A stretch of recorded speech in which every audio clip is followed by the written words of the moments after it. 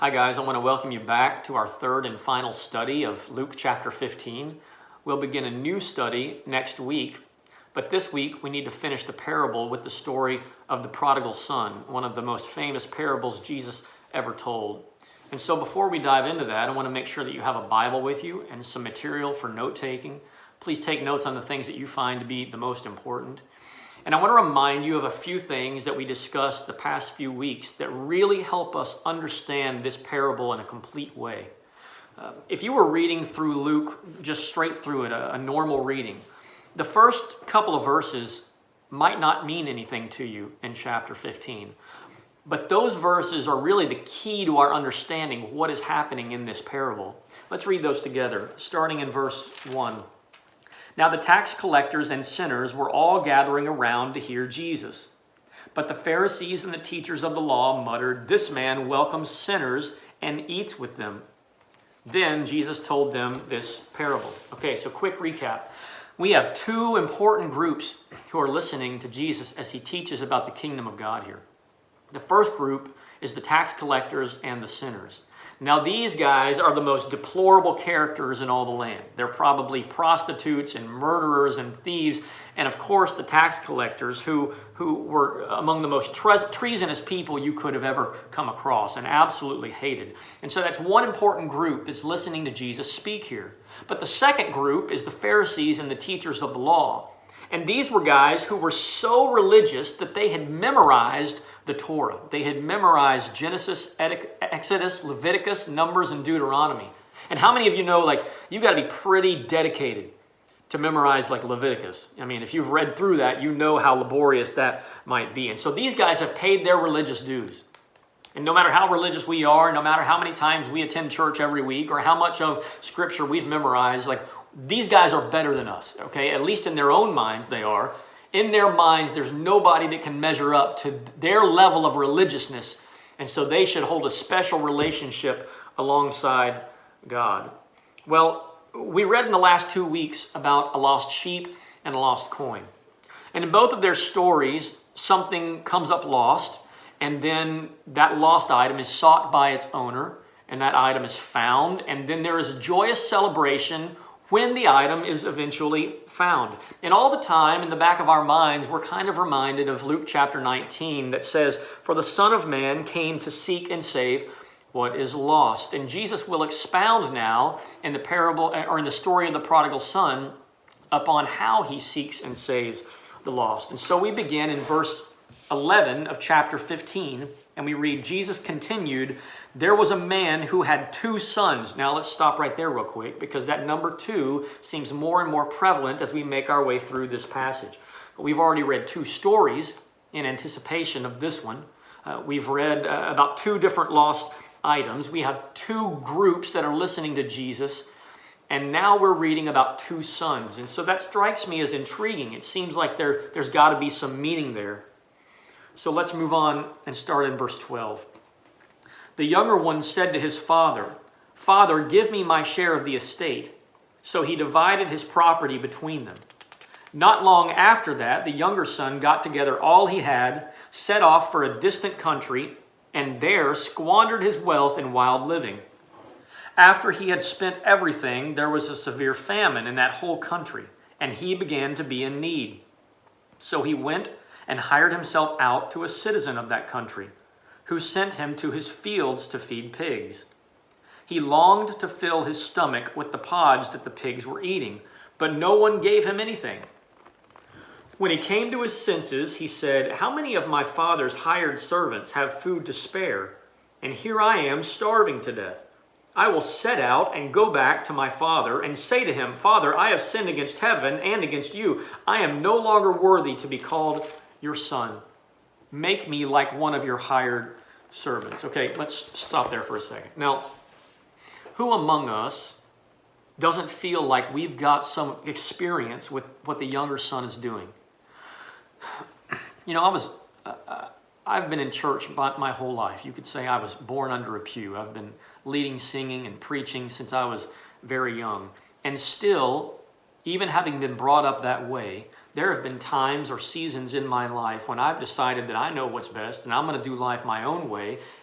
And so in that way, I feel like I can relate to what the younger son here is doing. But how much more someone whose life hasn't been like mine, raised among Christian people and surrounded by the gospel and taught the law of God and his commands and his morals. I guess we could all stand around and compare sin stories, but when, as a believing person, you finally come to realize what sin has done to you, when you come to realize the depths of it and how it has divided you from God, you inevitably feel like that younger son. Regardless of what the world thinks of your sin, regardless of what anyone thinks of your sin, you come to understand and feel the weight that comes with the divisiveness of sin. Well, let's consider that as Jesus tells this parable, you're standing in the crowd and you're listening. And you've got to know that the tax collectors and the sinners who have led absolutely deplorable lives of rebellion have to be sitting and listening intently, not only relating to this younger son, but asking themselves, like, what's the price going to be paid here? What is the punishment going to be? What is the cost of being back in right relationship with God? And so you have the one group, the tax collectors and the sinners, who are listening intently and maybe awkwardly and uncomfortably wondering how this is going to turn out. But then you also have the other group, the the Pharisees and the teachers of the law.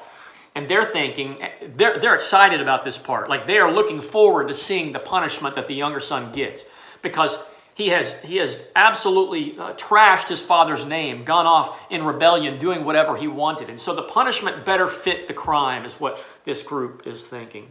And so both parties in the crowd are eagerly awaiting with expectation what the punishment is going to be.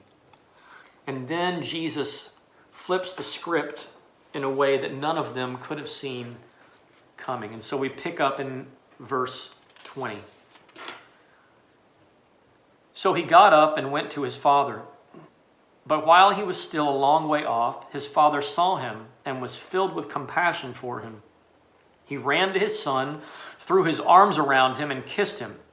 The son said to him, "Father, I have sinned against heaven and against you. I am no longer worthy to be called your son." But the father said to his servants, "Quick, bring the best robe and put it on him. Put a ring on his finger and sandals on his feet. Bring the fattened calf and kill it. Let's have a feast and celebrate." What just happens here? I mean, this kid took his father's money. He squanders it. He mocks the father's name. He takes glory away from his father's name. He thinks he knows better than the father and the advice that he's likely been given.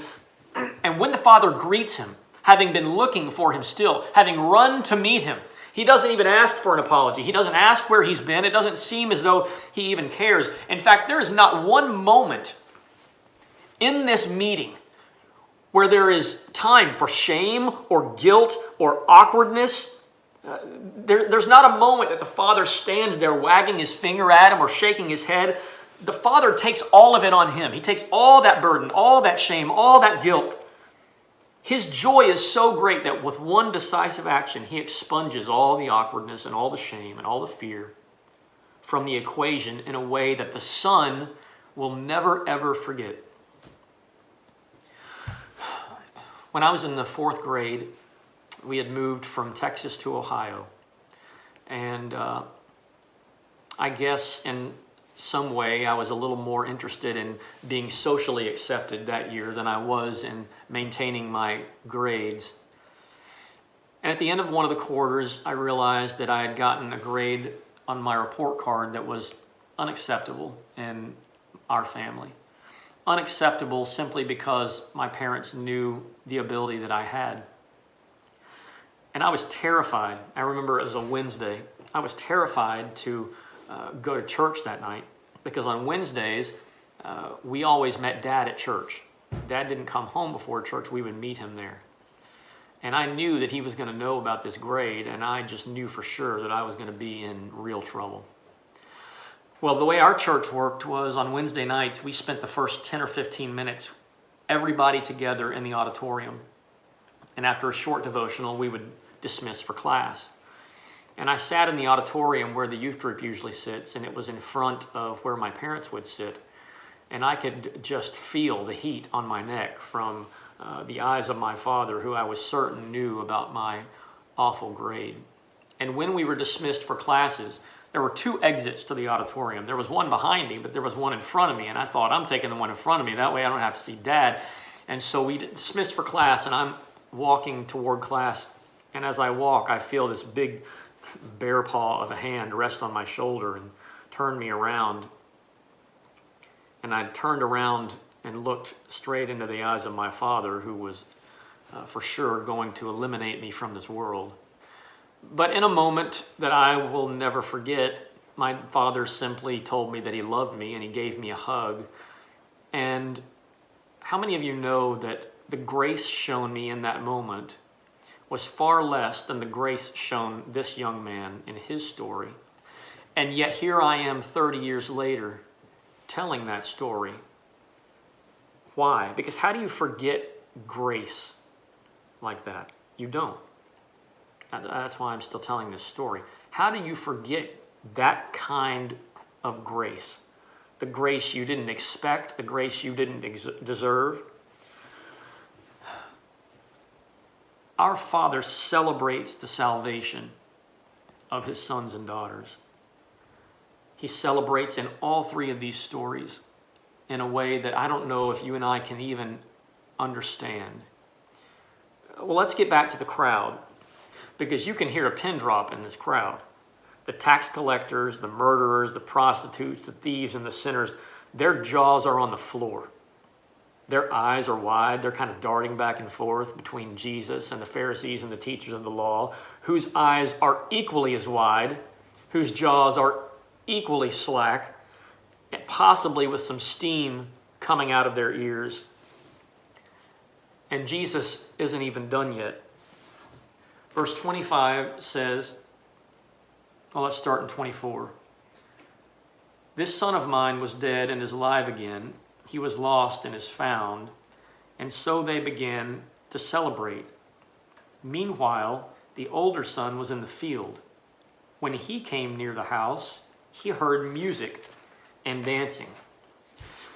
Okay, oh yeah, there are two brothers in this story, right? It's so easy for us to forget about that older brother as we're busy focusing on the younger one. And as this brother comes in, he's hearing things that don't make a lot of sense to him. Verse 26 says, he called one of his servants and asked him what was going on. Your brother has come, he replied, and your father has killed the fattened calf because he has him back safe and sound. Now, this son, this older one, he is a character himself. One that perhaps some of us relate to better than we relate to the younger son, right? Because for the most part, he has done just what his father wants. He has lived his life kind of according to the book, always doing what the father asked. He didn't take his money early. He didn't run off and squander it. He didn't decide to rebel against the father and do apparently whatever he wanted. But in verse 28, we read that the older brother became angry and refused to go in. And so his father went out and pleaded with him. But he answered his father, look, all these years I've been slaving for you, and I've never disobeyed your orders. Yet you never even gave me a young goat so I could celebrate with my friends. But when this son of yours, who has squandered your property with prostitutes, comes home, you kill the fattened calf for him. Now remember now, the older son is better than you. His faults are better than your faults. His sins are better than your sins. His dirt is cleaner than your dirt. You see, most of us here are probably more like the older son in Jesus' story than the younger son. Many of us feel like we've got our lives together. We're not out partying every night until 3 a.m. or walking the streets of some faraway city doing whatever we please. And we're working, or we're actively looking for work, or we're going to school, or we're devoting our time to family responsibilities. And just like the older son, we want credit for that, right? Like we deserve credit for it. We haven't been out squandering money and our reputation and our family's reputation, or parties, at parties, or with prostitutes, or drinking, or with drugs. See, that's the thing. Like, the older brother apparently has always done what's right. He's always obeyed his father. He's always helped around the house and performed the duties that he was supposed to perform. The older son has all the right actions. But the problem is he's got the wrong spirit. He's got all the right actions, but he's got the wrong spirit. I often wonder what would have happened if that younger brother had been coming home, coming close to the father's house, and instead of the father seeing him and greeting him, what if the older brother had seen him and greeted him instead? Do you think that he would have made it to the father's house, the younger son? Do you think he would have felt welcome there? I think probably not. There's a painting by Rembrandt called The Return of the Prodigal Son. I want us to look at this painting for a minute. In Rembrandt's painting, there is significant attention to a few different things here, right? The first thing that we see is the younger son who's being embraced now by his father. And there's a light that kind of shines on them and focuses on them as this greeting takes place. He's welcoming the younger son as the younger son kneels before him in battered clothes and in a horrible physical state. And that's kind of the central event of the painting. However, it's not the physical center of the actual canvas. And also, on the right side, we see the tall, stern, older son, and that son dominates that right side. And Rembrandt paints the elder son to look very much like his father. In the painting, both are bearded and they wear large red cloaks over their shoulders. They have the same type of nose.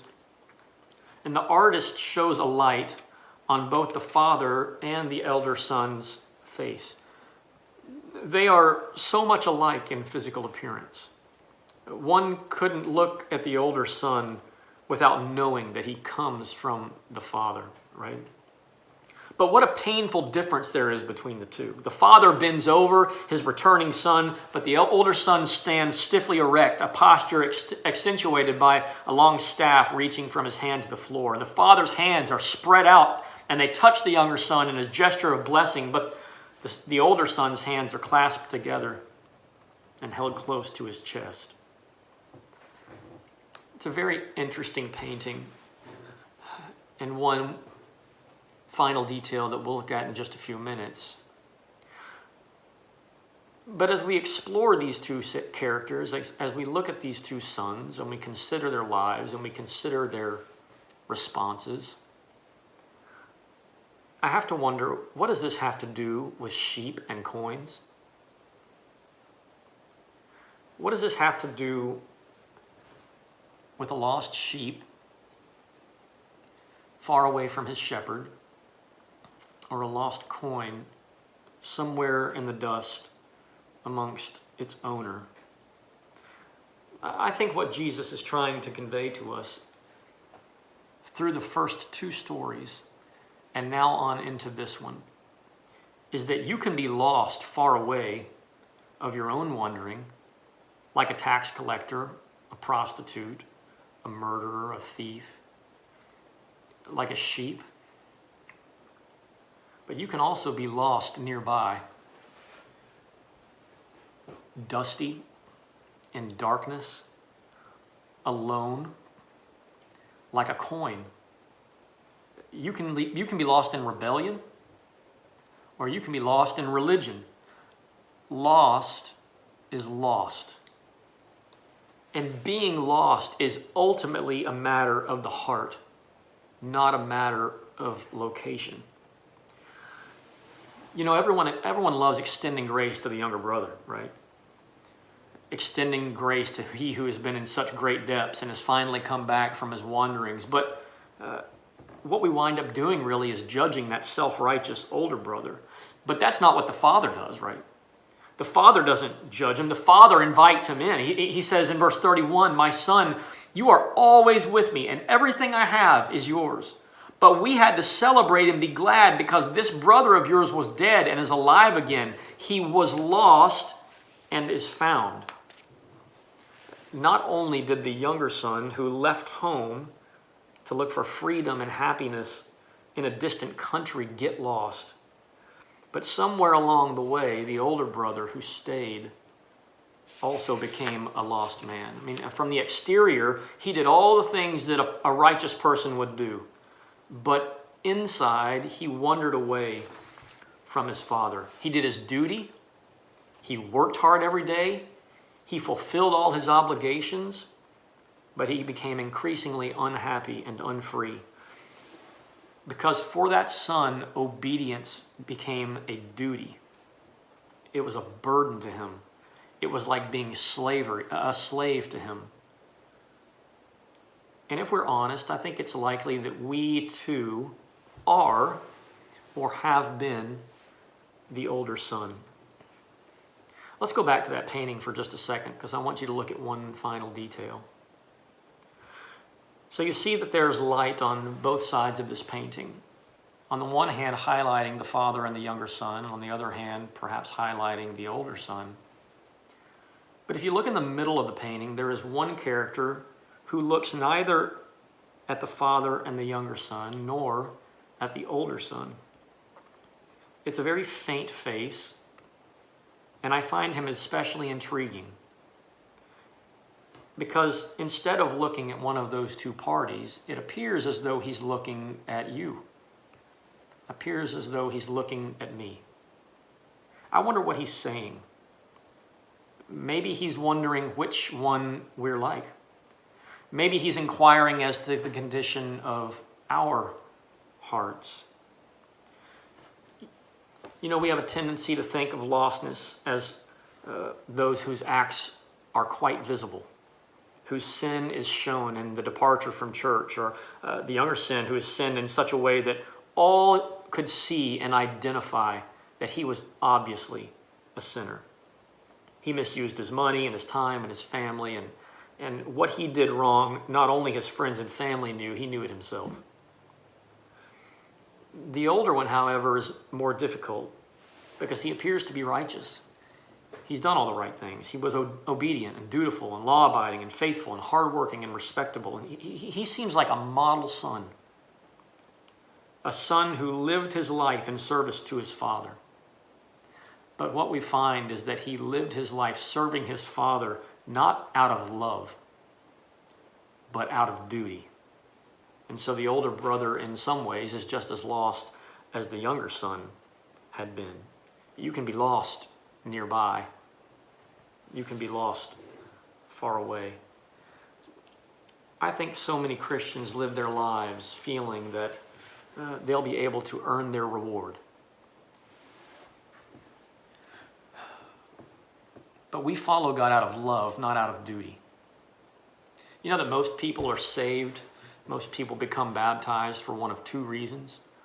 They're baptized either out of fear of pain, the pain of hell, or out of hope for a reward, that being heaven.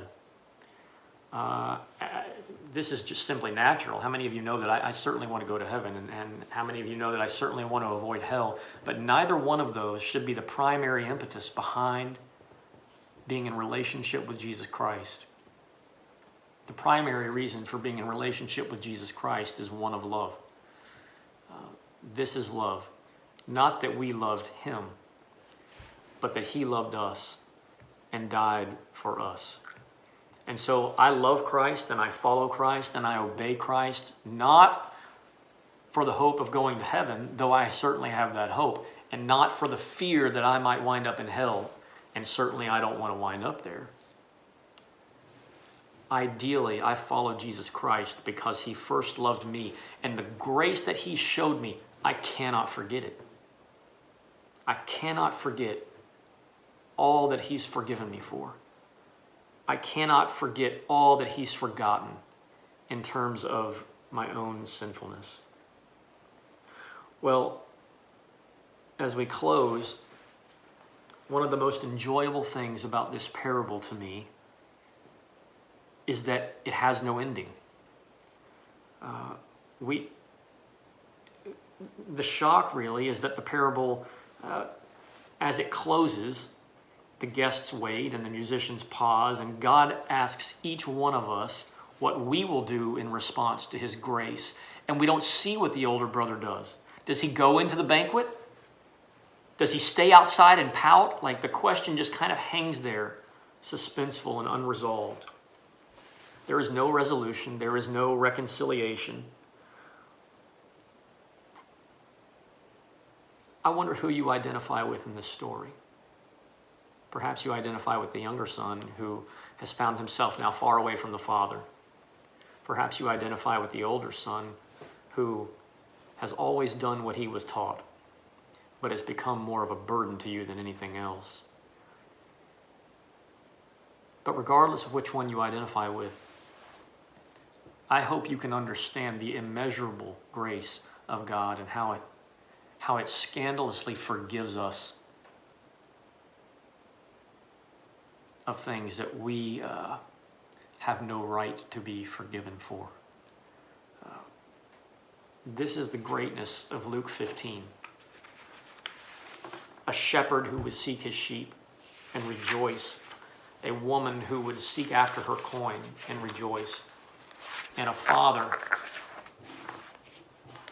who receives his son, not just his one son, but both sons, his rebellious son and his religious son, forgiving them, inviting them in to enjoy the celebration of the kingdom, a celebration unlike any we will ever experience. I pray that that story causes you to consider your heart, to consider the grace that God has shown you, to consider how you can show grace to others in return. It's been a pleasure for me to study this chapter with you. It's one of my favorites. It's really an easy one to talk about. Thank you for joining us for the last few weeks, and I hope you'll begin joining us next week as we begin a new study. Y'all have a great evening.